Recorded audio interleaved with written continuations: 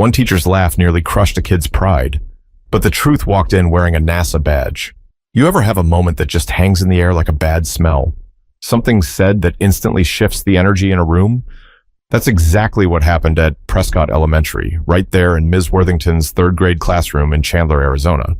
It was career week. One of those annual things where kids sit cross-legged on a reading rug while parents parade in, holding up props like stethoscopes, hard hats, or laptops. Some kids beamed with pride, others shrank into themselves. But everyone looked forward to it. It broke the rhythm of spelling tests and times tables. 8-year-old Jalen Brooks was practically bouncing in his seat that morning. Small for his age, but sharp as a tack, he had this wide-eyed way of talking, like every word mattered. And today, every word did. His dad was supposed to show up later that afternoon. So when Mr. Denton asked the class to go around and share what their parents did for work, Jalen sat up straight, like he'd been rehearsing for days. "My dad," he said, chest puffed out, "works at NASA." There was a pause. Not the kind where people are confused. The kind where they don't believe you. One kid let out a snort. Another whispered, "Yeah, right." But it was the teacher's reaction that hit the hardest. Mr. Charles Denton, early 40s, thinning hair, khakis, and a tucked-in polo, chuckled. It wasn't a belly laugh. It was that low, dismissive kind, the kind that makes you feel smaller than you already are. "NASA, huh?" he said, raising his eyebrows like Jalen just claimed his dad built rocket ships in the backyard. "That's quite the imagination, Jalen. Maybe next time we aim for something more realistic." A few kids giggled. One girl actually repeated it under her breath. "More realistic." Like it was a joke they were all in on now. Jalen didn't say another word. He just stared down at the rug, his sneakers tapping together. His hands, which had been animated just moments before, now curled into small fists on his lap. Mr. Denton moved on. He didn't pause to notice the way Jalen's shoulders sank or how quiet he suddenly became. But one person did. Mila Nguyen, who sat next to Jalen, leaned in and whispered, "I believe you." He didn't answer, just nodded slightly, eyes still fixed on the floor. The rest of the morning blurred past. Jacob's dad was a firefighter. Chloe's mom ran a bakery. Parents came and went, clapped for, thanked, hugged, but Jalen just sat there trying to disappear into the carpet. At lunch, he barely touched his sandwich. Didn't laugh when the other boys started doing silly dances by the vending machines. Didn't race for the swings like he usually did, because something about that moment stuck. Not just the laugh, not even the doubt. It was the ease of it. How quickly a grown man, someone meant to encourage him, wrote him off without a second thought. But what Mr. Denton didn't know was this. Jalen wasn't guessing. He wasn't exaggerating. He hadn't made it up because it sounded cool. Everything he said was true. His father was an aerospace engineer. He'd been working on a Mars communications relay project for the past year. He wore a NASA badge every day. And more than that, he was proud of it. So was Jalen. But in that moment, none of it mattered. Because to the person standing at the front of the room, the idea of that kind of man being his father just didn't seem possible. But the day wasn't over yet, and someone was about to walk into that classroom and change everything.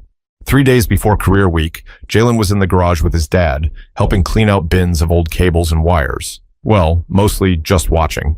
He sat on an overturned milk crate with a Capri Sun in one hand and a question ready every 2 minutes. Wait, so the rover has to wait how long to send a message back to Earth? Dr. Kelvin Brooks didn't even look up from the tangle of wiring in his hands. Depending on where Mars is in orbit, anywhere from 5 to 20 minutes. Jalen's eyes widened. So it's like texting someone with really bad service? Kelvin laughed. Exactly like that. Space has terrible Wi-Fi.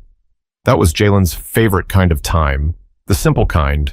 No big speeches, no complicated lessons, just small moments with his dad where science became funny and hard stuff made sense because someone was willing to explain it. Dr. Brooks was the kind of man who could make a room pause just by walking in, but at home he was soft-spoken. His hands were always either typing, holding a tool, or resting on Jalen's shoulders. His work was intense, wires, systems, equations, but when it came to his son, he made sure to break it all down so even a third grader could feel smart. At bedtime that same night, Jalen brought one of the NASA folders from his dad's desk into his room. He laid it on the bed like it was treasure. "Can I show them this at school?" he asked. Kelvin looked at the folder. "I don't think I'm allowed to bring classified stuff into show and tell, buddy." "Not even one little page?" Kelvin sat down beside him. "You don't need the folder. All you need is your voice. Just tell them what I do. And tell them you're proud." Jalen hesitated. "What if they don't believe me?" Kelvin leaned back on one elbow. "Then that's their problem, not yours." "But what if they laugh?" Kelvin paused. He wasn't one for sugarcoating. He knew what the world could be like, especially for boys who looked like his son. "If they laugh," he said, "you keep your head up and remember that the truth don't need applause. It just needs to be said." Jalen nodded slowly. He didn't fully get it, but he trusted it. That night, he wrote down everything he wanted to say during career week. He scribbled words like orbit, spacecraft, and Mars relay in bubble letters. Drew a picture of his dad holding Earth in one hand and a satellite in the other. He couldn't wait to tell his class. Couldn't wait to finally show them who his dad really was. He even practiced it in front of the bathroom mirror the morning of, pointed like his dad did when he explained how things worked. Even threw in a joke about space Wi-Fi. But none of that mattered the moment Mr. Denton laughed. And at lunch that day, back at school, Jalen didn't tell anyone what he had prepared. He ripped up the picture before recess, crumpled it, and shoved it into the bottom of his backpack. It's strange the way excitement can collapse into embarrassment in less than a second. One moment you're on top of the world, and the next, you're counting the minutes until you can go home and forget any of it happened. Kelvin didn't know any of this yet. He had been in back-to-back meetings all morning, prepping a slideshow he planned to show the class. Something fun, kid-friendly. There were cartoons of rockets and pictures of Mars, but his favorite slide was the last one. It was a photo of him and Jalen at the NASA Jet Propulsion Lab, both wearing matching badges and grinning ear to ear. But back at Prescott Elementary, Jalen wasn't grinning anymore. Because sometimes, all it takes is one comment from the wrong person to make a kid start questioning everything. The rest of the day dragged. After lunch, Mr. Denton tried to slip back into his usual rhythm, like nothing awkward had happened earlier. He went through spelling words, reviewed math problems. But every now and then, he glanced at Jalen, and Jalen never looked back.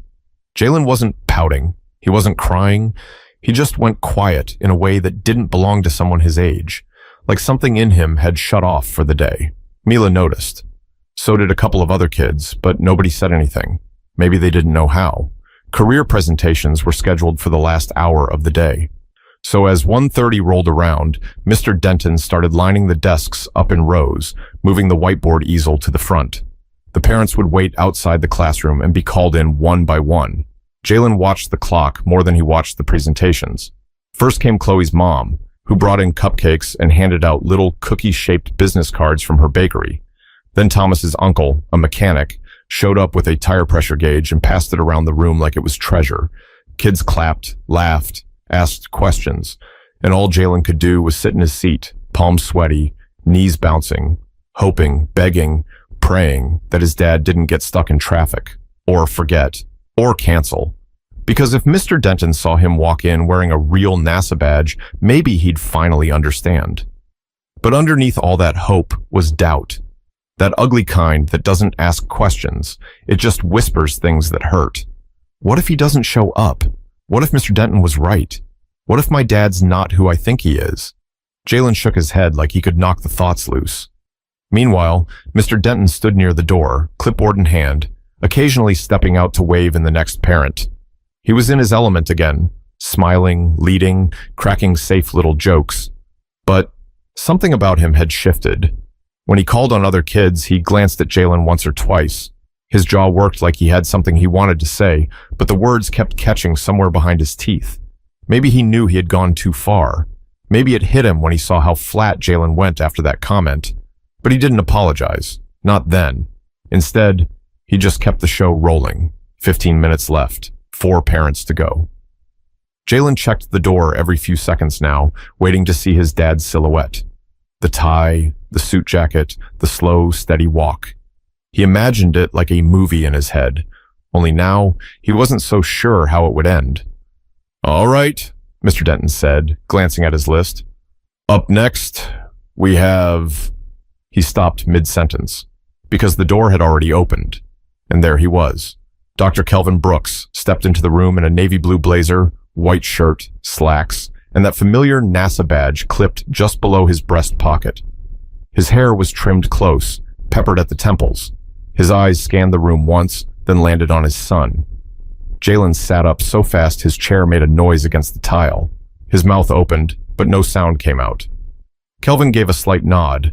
No big smiles yet, just a calm, steady presence. "Hello," he said, loud enough for everyone to hear. "I'm Dr. Brooks. I design spacecraft." And just like that, the room froze.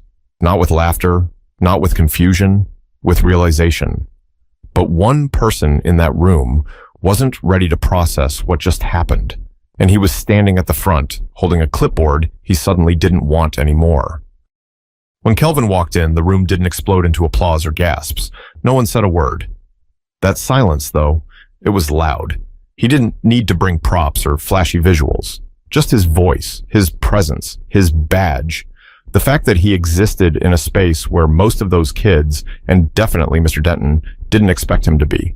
Mr. Denton blinked, lips parting slightly like he was about to speak but couldn't land on how. Jalen was still staring, eyes wide, like he couldn't believe what he was seeing. And truth be told, part of him had started to believe his dad wouldn't come. Not because he thought his dad didn't care, but because when somebody important doubts you, it messes with your head, especially when you're a kid. But Kelvin had shown up. Not just on time, he'd been early, waiting just outside the door. He had heard every word from the hallway. He walked to the front of the classroom slowly, like he wasn't in a rush to prove anything. He looked over at Mr. Denton and gave him a polite nod, cool and measured. Then he turned to the class. "So," he said, "you guys learning about jobs today?" One kid raised his hand and asked, "Do you fly rockets?" Kelvin chuckled. "Not quite. I help build the systems that allow rockets to talk to us after they leave Earth. Think of it like this. Spacecraft need phones, and we build the phones." Another hand shot up. "Like space iPhones?" Kelvin grinned. "Sure, but with really bad reception." That got a laugh. Even Jalen smiled. Kelvin clicked a button on the screen and showed a photo of the Mars Relay Project, a series of satellites in deep orbit. Another photo showed him in front of a large control panel. "What you're looking at," he explained, "is part of how we stay connected to robots on another planet. We make sure they can call home." One by one, the kids leaned in, all except Mr. Denton, who stood off to the side, quiet for once. His eyes darted from the screen to Kelvin and then to Jalen, who now sat taller than he had all day. Kelvin didn't make it personal. He didn't say anything about what happened earlier. He didn't need to. His presence alone had already said more than enough. But just before wrapping up, he paused, looked directly at the class. "By the way," he said, his voice calm, "I heard someone earlier say that working at NASA might be unrealistic." He let the word hang in the air just long enough. He turned to Jalen. "Well," he continued, "I guess some people have a different definition of realistic." And then, finally, he smiled. Jalen beamed. For the first time all day, his fists unclenched. He looked around and noticed the shift. The smirks from earlier were gone. Now there were wide eyes, nods, maybe even a few sparks of admiration. Even Mila whispered, "Told you so." Mr. Denton cleared his throat. "Thank you, Dr. Brooks. That was informative." Kelvin gave a short nod, then glanced at the clock. "I've got to head back. Mars doesn't like to be kept waiting." A couple of kids laughed again. As he walked past Mr. Denton toward the door, he stopped for half a second. "I hope your students always feel heard," he said softly, "especially the ones who dream big." And with that, he was gone. But the tension he left behind, that stayed. And now, it was up to Mr. Denton to figure out what to do with it. Mr. Denton stood frozen for a full beat after Dr. Brooks walked out. One hand on his clipboard, the other dangling by his side like he wasn't sure where to put it anymore. He turned back to the class, but the usual control he had over the room was gone. The kids weren't looking at him, they were looking at Jalen. And Jalen? He was glowing, not in a loud or smug way. Just sitting quietly, shoulders relaxed, chin up, like someone who had finally been seen the way he deserved to be. "All right," Mr. Denton said, voice a little thinner than before. "Let's thank Dr. Brooks for coming." A few kids clapped. Mila led it. Some followed. Mr. Denton tried to move on like normal, but the balance had shifted. He started to introduce the next parent, but there was a hesitation in his tone, like he knew anything said now would fall flat. No one was paying attention to tire gauges or bakery cupcakes anymore. Everyone had just seen a man walk in who shattered every assumption that had been hanging in that classroom all year. After the final presentation, Mr. Denton dismissed the kids for packing up. Backpacks zipped, chairs scraped against the tile. The usual end-of-day noise filled the room, but Jalen didn't move. He just sat there at his desk, hands folded neatly, waiting. When most of the kids had filed out and the noise in the hallway began to swell, Mr. Denton walked over. He stood beside Jalen's desk, shifting his weight between his feet. "Hey," he started, almost too casual. "Your dad seems like a pretty smart guy." Jalen looked up slowly. "He is." Mr. Denton nodded. "I can see that. I wanted to say, I may have jumped the gun earlier." Jalen didn't respond. Mr. Denton cleared his throat. "What I meant to say was, sometimes teachers, people, make mistakes. We don't always realize when something we say comes out wrong." Jalen stared at him for a second, then said, "But you laughed." That landed.